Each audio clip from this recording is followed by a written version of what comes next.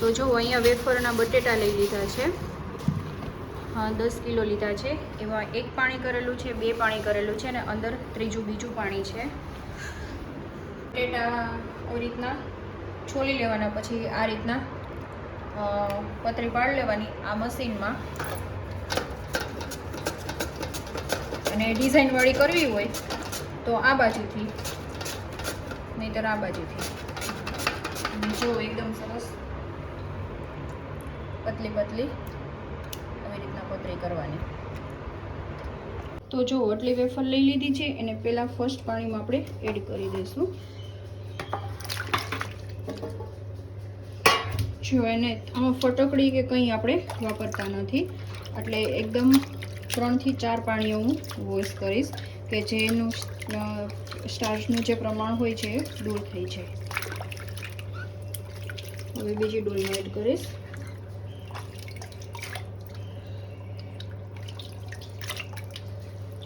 તો આવી રીતે જો ત્રીજી ડોલમાં મેં એડ કર્યું.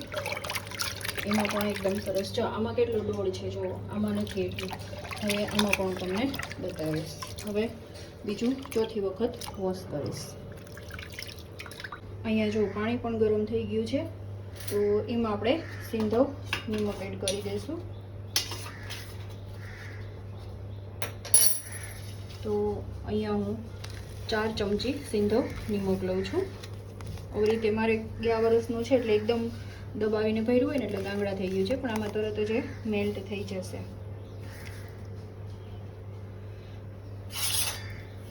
હવે છે ને આ રીતના ચારો કરી દેવાનો. આમાં ફટકડી કે કંઈ એડ કરવાનું જ નથી. ગાંગડા હતા ને એટલે સરસ રીતે મેલ્ટ થઈ જાય. હવે આપણે આ વેફર છે જે એડ કરી દઈશું.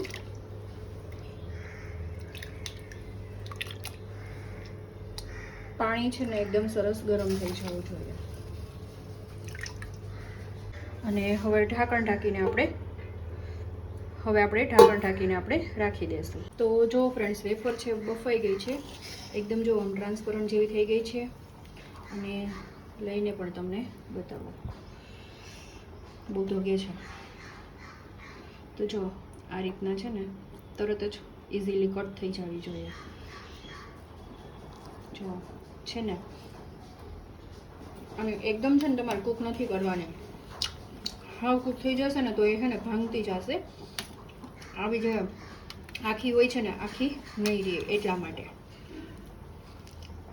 અને સૂકવવામાં પણ તમને નહીં મજા આવે. તો આ રીતના આપણે કરવાની છે. જો આ રીતના એકદમ સરસ રીતે કટ થઈ જવી જોઈએ છે ને.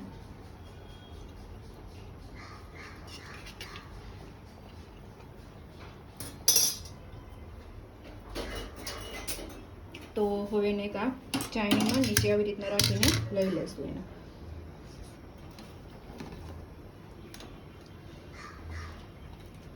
આવી રીતે નિતારીને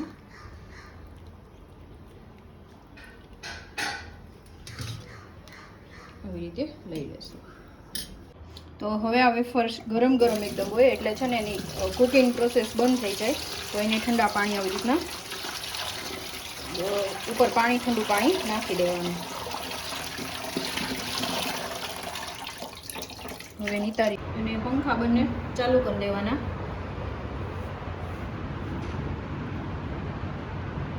તો જો વેફર આ રીતના બધી સૂકવી દીધી છે ને, જે પંખા નીચે જ સૂકવી છે, આ બાજુ ને આ બાજુ.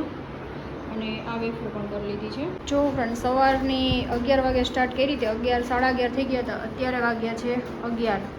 તો 12 કલાક થઈ છે ને. એકદમ જો ભેગી પણ કરી લીધી અમે.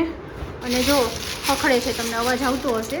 હવે કાલે ખાલી આને એકદમ પ્રોપર થઈ જ ગઈ છે. કાલે આને ખાલી જરાક અમથો છે ને માઇનોર તડકો ખવડાવવો પડશે, તડકો એને આપવો પડશે બસ.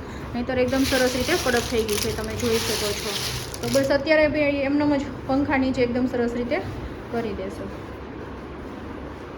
તો ફ્રેન્ડ્સ, આપણે વેફર જે ફાઇનલ સુકાઈ ગઈ છે એકદમ સરસ, તમે જોઈ શકો છો. અને તેલ પણ મેં ગરમ થવા માટે મૂકી દીધું છે કે તમને હું તળીને પણ બતાવીશ કે એકદમ સરસ વ્હાઈટ બને છે.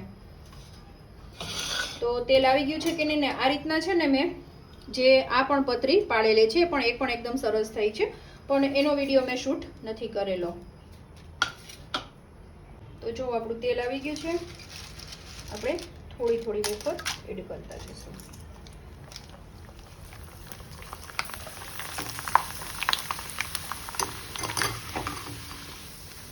જો એકદમ સરસ વ્હાઈટ થઈ છે ને.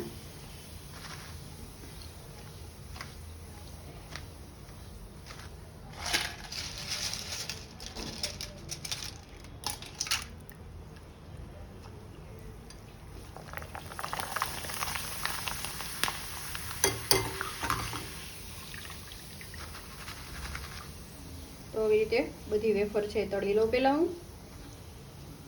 તો જો ફ્રેન્ડ્સ આપણી વેફર એકદમ સરસ બની ગઈ છે. તો જો હું તોડીને પણ તમને બતાવું છું છે ને.